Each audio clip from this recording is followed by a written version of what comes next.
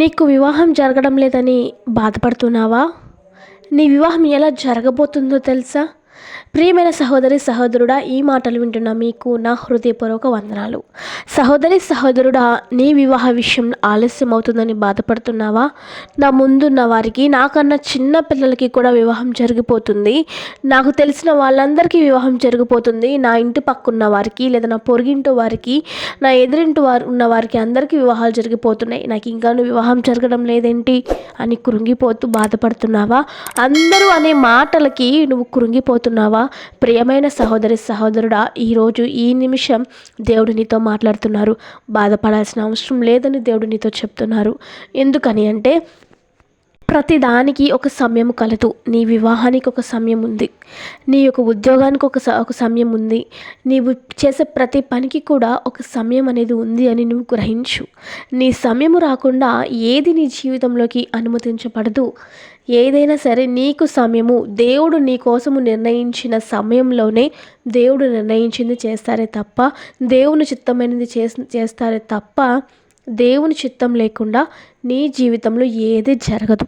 అందుకే ప్రతిదీ కూడా నీకు కొన్ని ఆలస్యం అవుతూ ఉన్నాయి. అది గమనించు. అంతే తప్ప దేవుడు నన్ను మర్చిపోయాడు, దేవుడు ఇంకా నన్ను గుర్తు చేసుకోడు, నా వివాహము జరగదు, ఇంకా నా స్థితి ఇలాగే ఉంటుంది, ఇంకా నేను ఇంకా పెళ్లి చేసుకోకుండా ఇంక ఈ జీవితాన్ని ఇలాగే కొనసాగించాలి, ఒంటరి బ్రతుకుతోనే బ్రతుకుతాను అనే ఆలోచనని మైండ్లోంచి ముందు తీసివేసే. ఎందుకంటే నిన్ను సృష్టించిన సృష్టికర్తకి ఏది ఎప్పుడు ఇవ్వాలో ఆయనకి బాగా తెలుసు. దేవుడు వివాహ విషయంలో ఏమని చెప్తున్నారో తెలుసా? వివాహము అన్ని విషయాలలో కూడా చాలా ఘనమైనది, వివాహము అన్ని విషయాల్లో కూడా చాలా ప్రాముఖ్యమైనది అని దేవుడు సెలవిస్తున్నారు. మరి నీ వివాహ విషయంలో దేవుడు ఎందుకు ఆలస్యం చేస్తున్నారు అంటే, బహుశ్రేష్టమైనది, నువ్వు ఊహించిన దానికన్నా కూడా, నువ్వు అడిగిన దానికన్నా కూడా అత్యధికంగా దేవుడు ఇవ్వాలని ఆశపడుతున్నారు. కాబట్టి నీ వివాహము ఆలస్యం అవుతుంది. అంతేగాని దేవుడు నిన్ను మర్చిపోలేదు. దేవుడు విడిచిపెట్టే దేవుడు కాదు, కానీ గట్టిగా పట్టుకునే దేవుడు. ఒకసారి ఆలోచించు. ఈ లోకంలో అందరూ కూడా వారి వారి ఇష్టాల ప్రకారం వివాహాలు చేసుకుంటూ, తమకు ఇష్టమైన వారిని వారే సెలెక్ట్ చేసుకుని మరి వివాహాలు చేసుకుంటున్నటువంటి వారు ఎంతోమంది ఉన్నారు. తల్లిదండ్రులను ఎదిరికించి మరి వివాహాలు చేసుకుంటూ, వారికి ఇష్టమైనటువంటి వ్యక్తులను ప్రేమించి పెళ్లి చేసుకొని చాలా సంతోషంగా లేనటువంటి వారు అనేక మంది ఉన్నారు. ప్రియ సహోదరి సహోదరుడా, దేవుడు నిన్ను ఆ స్థానం నిలబెట్టలేదు.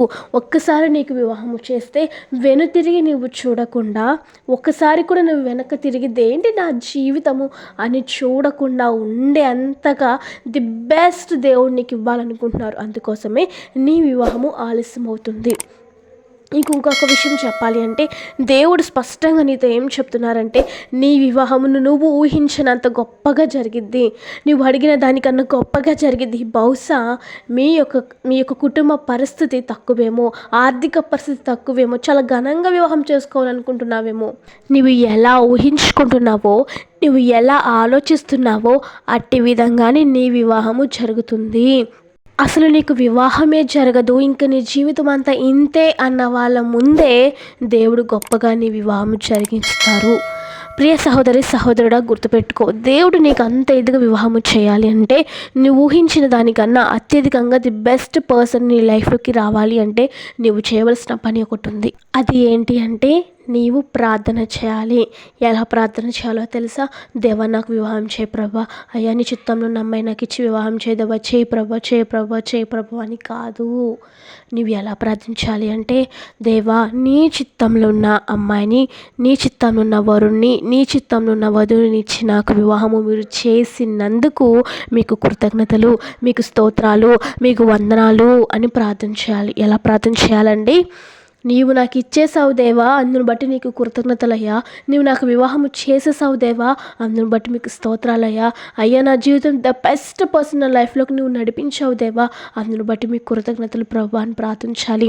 ఇంకా నీ జీవితంలో కార్యము జరగక మునిపే, ఇంకా నీ జీవితంలో అద్భుతము జరగక మునిపే నువ్వు ప్రార్థన చేసినప్పుడు దేవుడు నీకు ఖచ్చితంగా అది అనుగ్రహిస్తారు. ఎందుకంటే నీ విశ్వాసానికి తగిన ప్రతి ఫలాన్ని దేవుడిస్తారు. కాబట్టి నువ్వు ఆ విధంగా ప్రార్థన చేయాలి.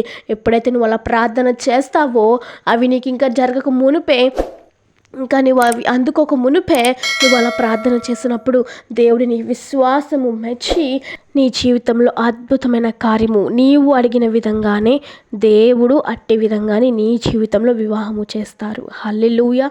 కాబట్టి ఈ రోజు నుంచి అద్భుతకరంగా నీవు విశ్వాసంతో దేవుని దగ్గర ప్రార్థించినప్పుడు అతి త్వరలోనే నీ వివాహము జరుగుతుంది. హల్లెలూయా. ఆమేన్. ఈ చిన్న వాక్యమును దేవుడు దీవించి ఆశీర్వదించునుగాక. దయచేసి ప్రతి ఒక్కరు గమనించండి. ఈ యొక్క వాక్యమును విన్నవారు విన్నట్టు ఉండొద్దు, కానీ ప్రతి ఒక్కరికి కూడా షేర్ చేయండి. ఎందుకంటే మిమ్మల్ని సబ్స్క్రైబ్ చేసుకోమని అడగడం లేదు, అలాగే లైక్ చేయమని అడగడం లేదు. నాకు అవన్నీ వద్దు, మీరు ఒక్కటే చేయండి, షేర్ చేయండి. ఎందుకంటే మీరు ఎలా బాధపడుతున్నారో ఇంకా అనేక మంది కూడా వివాహం జరగక బాధపడుచున్నారు. కాబట్టి అది గమనించి అనేక మందికి ఈ వీడియోని మీరు షేర్ చేసినప్పుడు వాళ్ళు కూడా ఆదరణ పొందుకొని దేవుడు వారితో మాట్లాడారు అని చెప్పేసి వారు కూడా చాలా ధైర్యంగా ఉంటారు. కాబట్టి ప్రతి ఒక్కరి బాధ్యత. కాబట్టి ప్రతి ఒక్కరు కూడా ఈ వీడియోని షేర్ చేయండి. Thank you. God bless you all.